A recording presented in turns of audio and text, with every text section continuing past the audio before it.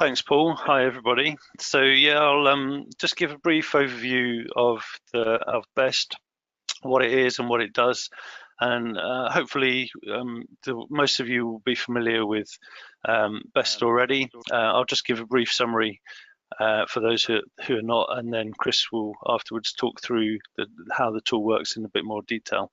And there should be some time for questions of clarification if you want to put anything down. So just to summarize what BEST is, it's free. Anyone can download it. It's spreadsheet based at the moment. As Paul says, we may be moving away from a spreadsheet based tool, but at the moment it's based in Excel.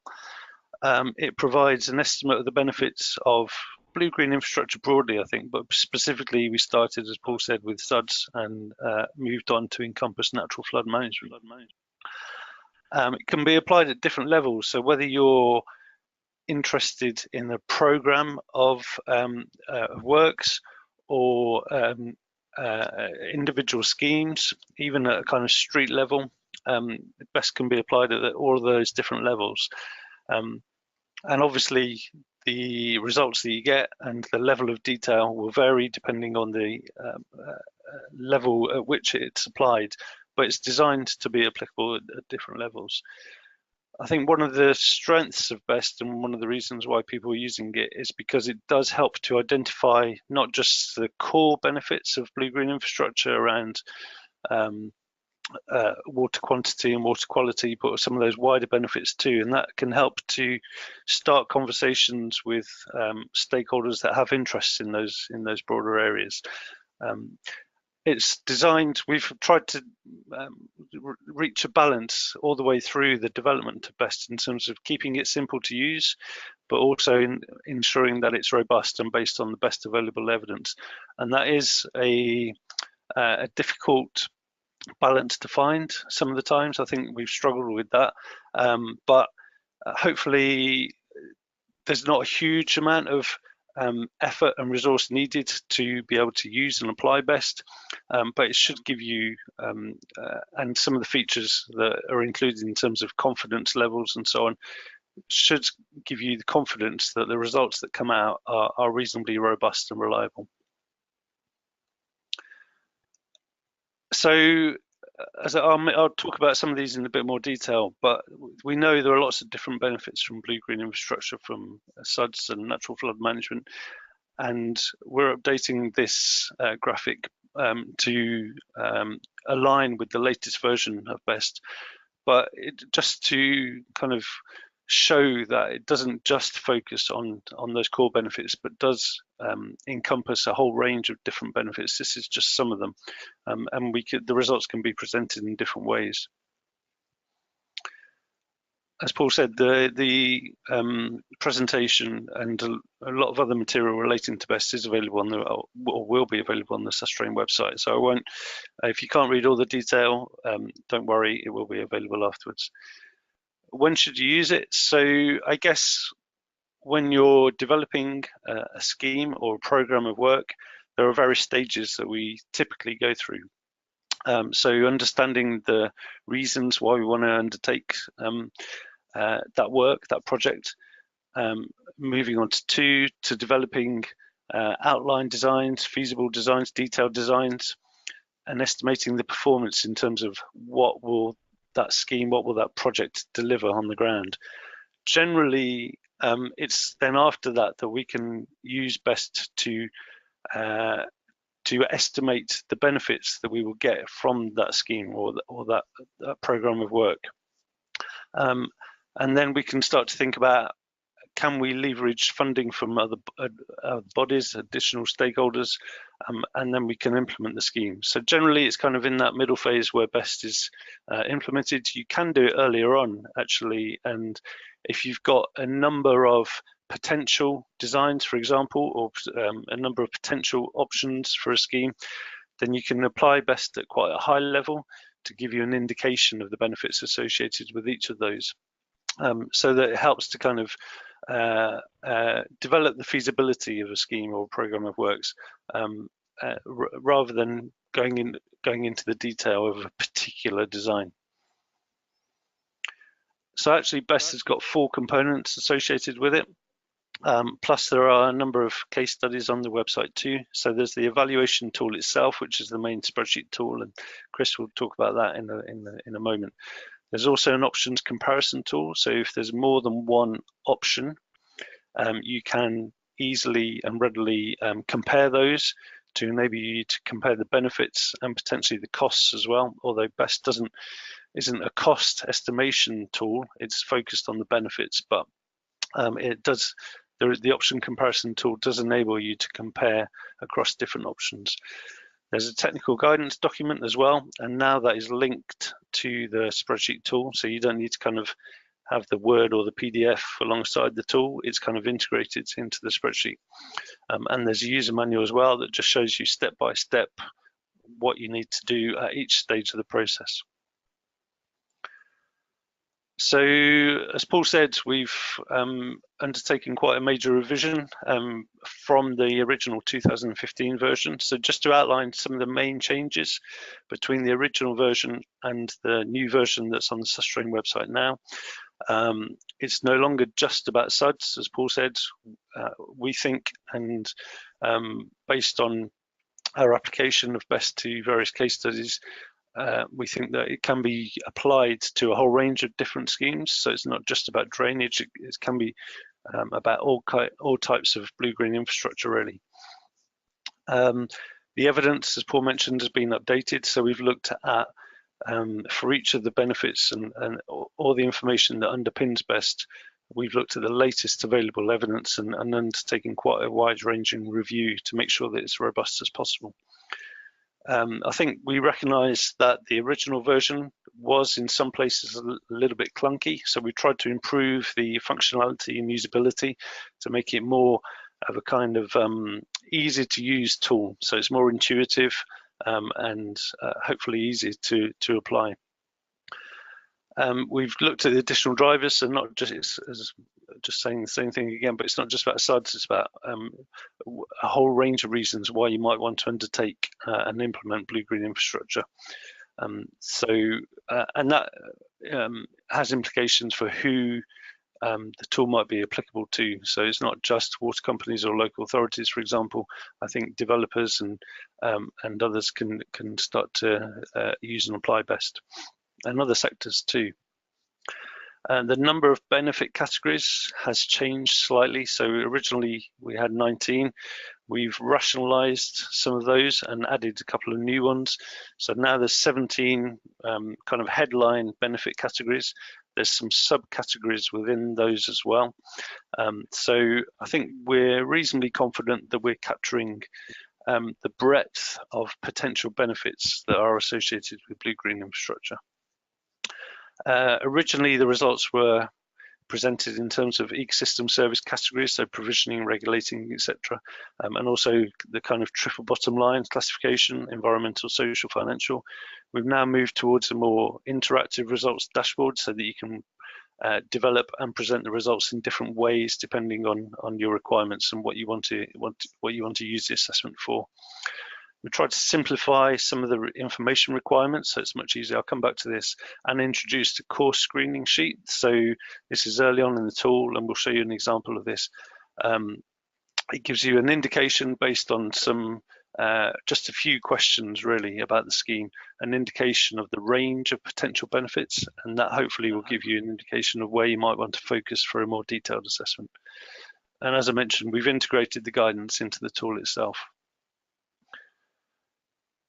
So this just shows you the categories that are within BEST, and we'll come back to some of these, but on the left-hand side is the 2015 version, on the right-hand side is the new version. So as you can see, a lot are the same, but some have been brought together. For example, we've now got a quantity of water category, which includes things about flowing water bodies, groundwater and rainwater harvesting. So we've kind of rationalized some of the categories. And the other thing to say is, whilst most of the benefits within BEST can be assigned a monetary value, some cannot be, and that's because we don't think the evidence is quite there yet.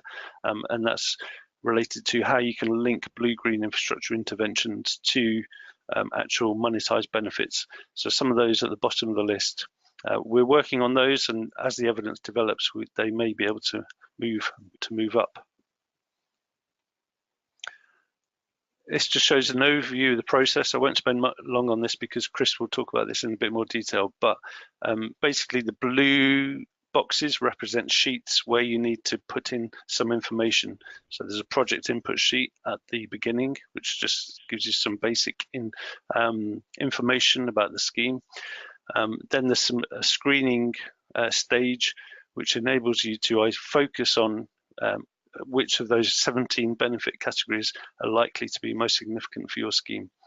And then the benefits box in the middle at the top is really the main part of the tool, and that's where you work through those categories where there are significant benefits and come up with an assessment for each of those.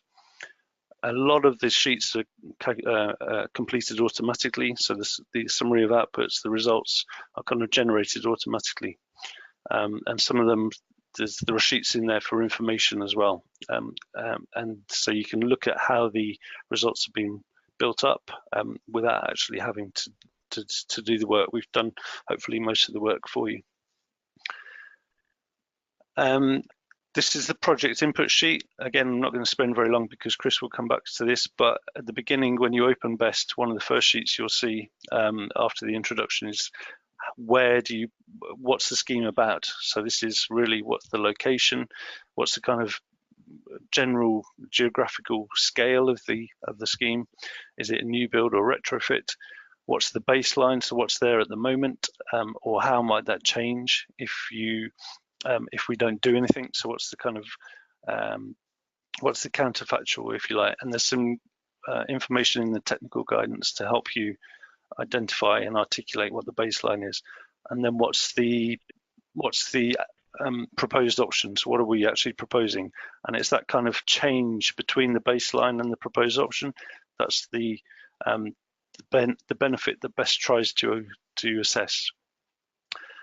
And as I mentioned, costs it's not a cost calculation tool, but there is. If you want to do a cost benefit analysis, there is guidance and space for you to bring in costs so that they can be compared to the benefits. Information requirements. So this lists all the different benefit categories. I won't go through it because there's quite a lot of detail. You can have a look at it at your leisure. But for example, you can do it with a minimal amount of information. You can undertake a BEST assessment.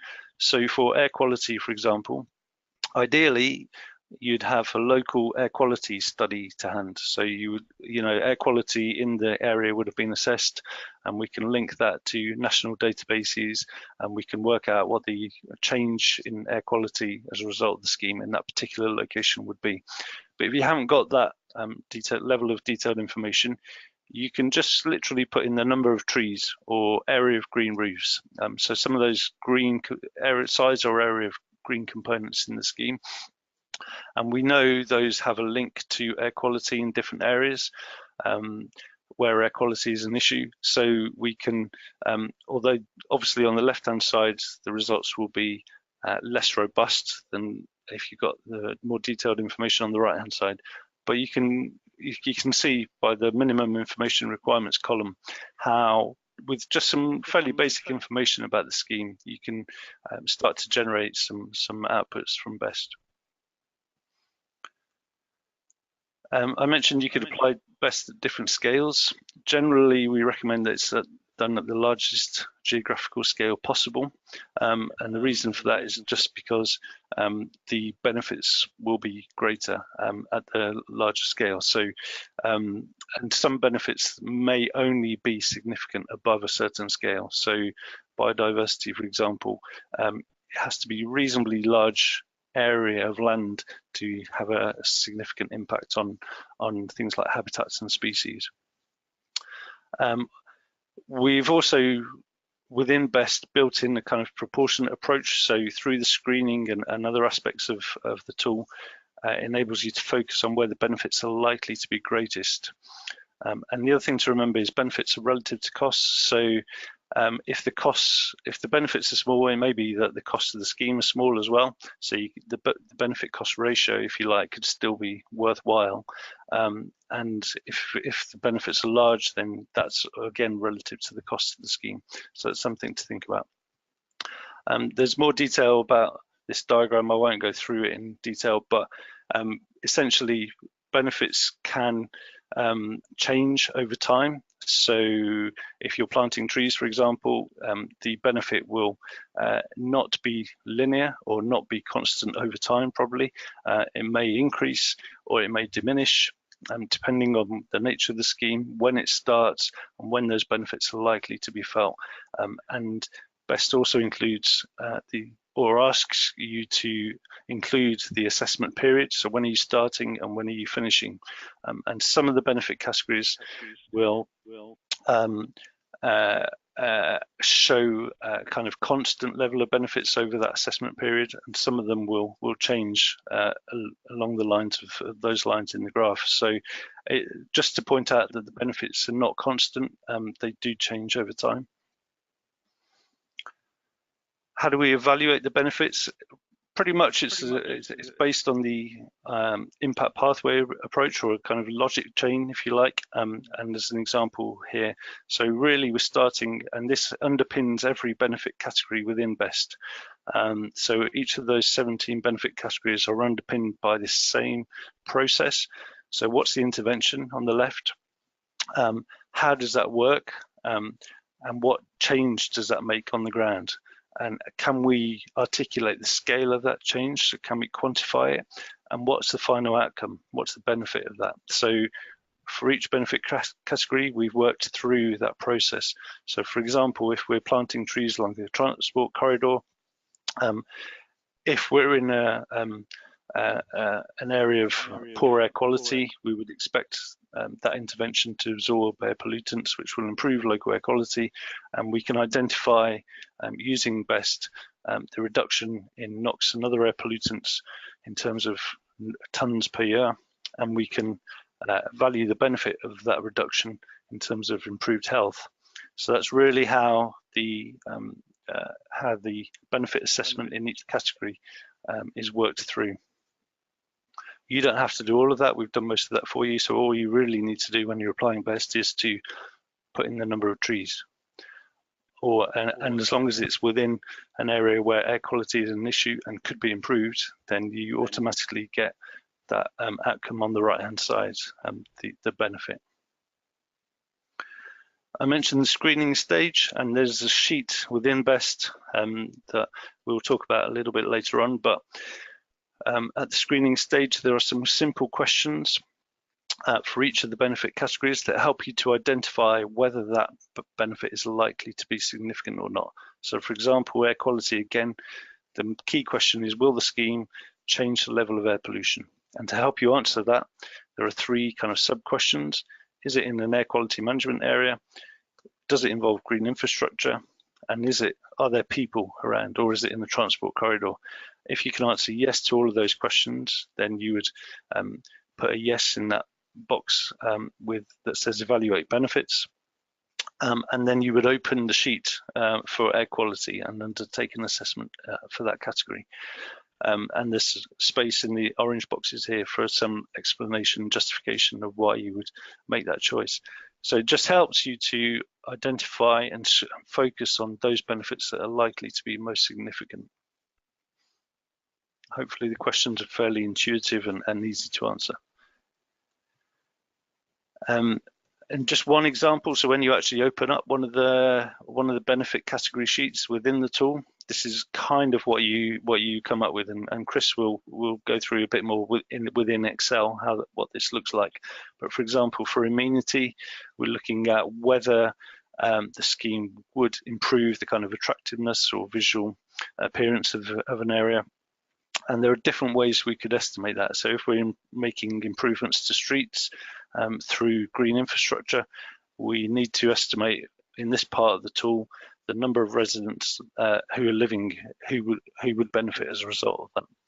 So you would complete the orange box and under the baseline option, so if there's no change under the baseline, that might be 0. Under the proposed option, it might be 100 or 1,000, depending on the number of residents that you're impacting. And then there's guidance to help you to complete the blue boxes. So the monetary values from the guidance, and there are some drop-down boxes here that you can just click on and choose. And the confidence scores in the middle are, again, there's guidance around that, but it helps you to identify how much confidence you have in your quantity, so the number of residents and the monetary value as well. And then once you fill in the boxes on the right hand side, so the start year and the end year of the assessment, you automatically get the green boxes filled in, so you automatically get an answer for amenity. And those are presented in terms of pre-confidence and post-confidence as well, so that it gives you a bit of a range and a bit of a feel for how much confidence we've got in the answers. Just briefly, the results dashboard, again, we'll come back to this, but you can see there's different ways in which the results can be presented across the different benefit categories and different types of benefit.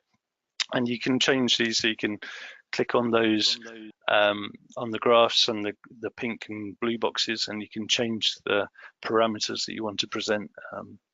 And you can export this information as well. So you can just click export, and it automatically generates a Word or PDF document for you. On the susdrain website, as Paul mentioned, there are some case studies using the new version of BEST, and we'll run through one or two of these later on in the webinar, but these are available for you to go and look at as well. And as Paul mentioned again, there are a couple of phases of work ongoing. So one is to introduce natural capital accounting and other types of capital as well, because we think, after talking to a lot of people and thinking about this quite a lot, it's not just blue-green infrastructure does not just enhance natural capital, but can enhance other types of capital too, including social, manufactured, human, etc. So we're trying to kind of enable BEST to be compatible with those kinds of approaches, and to move ultimately away from an Excel-based tool to a kind of GIS-based online tool, which I think will help to improve the visuality and functionality of the tool, but also enable you to show how benefits change over space and over time, right? Because benefits are not constant. So I think by doing that phase of work, we will be able to better show how benefits might change across different areas. Okay, so that's all for now. I think hopefully Chris is pretty much ready to go in terms of running through the tool itself. But if there are any questions that have come up of clarification or anything like that, I'll be more than happy to take those. Great. So thank you, Bruce. That was really helpful. So before we just move on to Chris, we've got two questions. The first one is, and this is from Jonathan, has any assessment been made to compare BEST predicted benefits with actual realised benefits post-project completion? That's a brilliant question. Chris, you. I think the simple answer is no, not yet. And I suppose actually in part because actually some of these benefits take some time to actually arise. And I think in terms of actually seeing studies where we've been actually done pre and post evaluation of benefits, they're quite limited.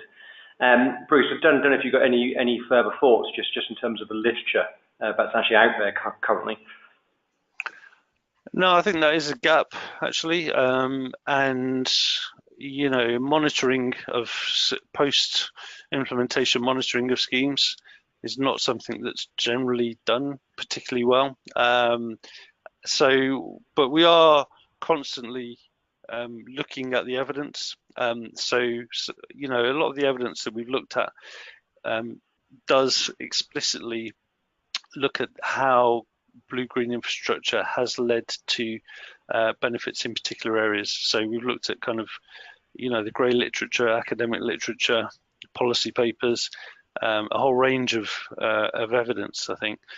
So I think we've used what's available, but yeah, it would be great to actually follow through on more schemes, and maybe that's something we could look at.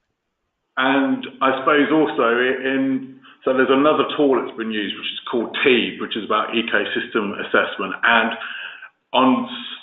in some schemes, BEST and TEEB has been applied to it, and the valuations that are coming from it are of an equivalent. So that gives us some comfort that the approaches that we're using is robust. And as I said earlier, the reviews and feedback that we've had internationally is that this BEST stacks up quite well with the best of them. So the second question is from Oscar, and it's, I missed what the ideal geographical scale is, i.e. neighbourhood, city or regional. So I'm not sure which one of you, Bruce or Chris, wants to deal with that one. Any of the above, I would say. Go on, Chris. Yeah, I mean, it can be, I think, applied at any scale. I think there's a couple of things to be aware of as you get down to very small scale. Obviously, the size of the benefits potentially become very small because it's kind of commensurate with in terms of what you're proposing to do. Best as it currently stands, I think this is one of the reasons why I would like to move it online is probably as you get to extremely maybe large and kind of complex schemes, then we've added more space to allow for some of the benefits where you might be, for example, under biodiversity, where you might be making different changes in kind of habitat types, and so we'll actually provide more kind of functionality to enable you to have some variation within the benefits. So that then very much actually depends upon I think the breadth then in terms of what needs to be done. But the user can actually then just use a little bit of kind of common sense and actually roll that up to kind of any scale, or just break, if it's a very big assessment, break it down into 2 or 3 lumps, say, to actually enable that to be undertaken. Okay, great. So thank you for that question and answer, Chris. So moving on to the third and final question before we move on to Chris's run through of the tour. And this question is from Amanda. Can you expand on uncertainty a little, please? Is this value entered our estimate of the 95 percentile range? Bruce, do you want to pick up or do you want me to? Well, just to say, and then you can enhance my answer probably, Chris, but just to say there are various ways in which we account for uncertainty in BEST. So we wanted to keep it relatively simple, I suppose, and that was the balance that I was talking about that we've tried to achieve throughout this. So we've used kind of confidence scores, which are decided on by the user, but there is some quite a lot of guidance to help you choose those scores. So it's a fairly simple way of trying to take account of uncertainty. Then there's also sensitivity analysis as part of the results and outputs. And if you do want to go into more detail, there is actually within BEST the opportunity to undertake scenario analysis so that we can look in a bit more detail at things like, Monte Carlo analysis and all those types of things, and how the scheme might perform and the benefits might evolve depending on different scenarios. So there is quite a lot of additional detail available if you want to undertake a more detailed assessment and look in more detail at the confidence. But at a simple level, you can do quite a broad, kind of relatively broad attempt at developing ranges essentially for the results in quite a straightforward way. Great. So thank you for those questions and thank you for the answers. So